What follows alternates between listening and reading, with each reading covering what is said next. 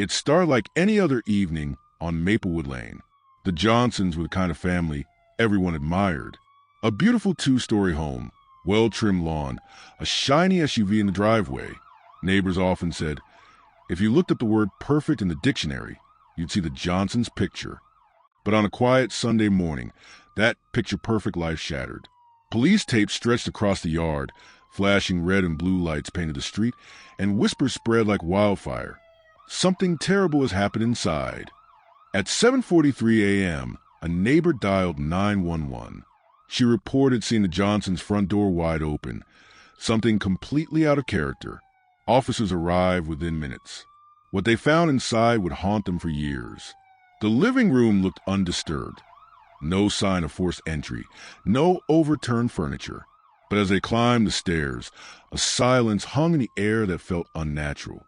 In the master bedroom, they found David Johnson, 42, lying on the floor, his face pale, motionless. His wife, Emily, 39, was slumped against the bed, her hand outstretched as though reaching for help. Both were gone. In the children's room down the hall, the horror deepened. Their two children, Lily, 9, and Jacob, 6, were found in their beds, blankets pulled neatly to their chests. They looked as if they were sleeping, except they weren't. An entire family gone in one night. News spread instantly. The Johnson family dead? How? There were no broken windows, no signs of robbery. Their valuables, jewelry, cash, electronics, remained untouched. Investigators were baffled. How could a family of four vanish from life inside a locked home in a safe neighborhood without anyone hearing a thing? Toxicology tests were ordered. Forensics combed the house inch by inch. And soon, small details emerged that would unravel the illusion of perfection. Neighbors described the Johnsons as perfect, but behind closed doors, the truth was far from flawless. Emily had confided to a friend about late-night arguments. David's co-workers revealed that he'd been under enormous financial strain, drowning in debt he kept hidden from everyone. Credit card bills piled up. Their savings were gone. And then came the most chilling discovery, a search history on David's laptop. Terms like painless ways to die, family annihilators, and how to stage a crime scene. Had this been carefully planned? 2 weeks later, the toxicology reports arrived. The results shook even the most seasoned detectives. Traces of a powerful sedative were found in Emily's system, higher doses in the children. But in David's blood, investigators found something different, a lethal dose but self-administered. The evidence pointed to one haunting conclusion. David Johnson, the admired father and husband, had poisoned his own family before taking his life.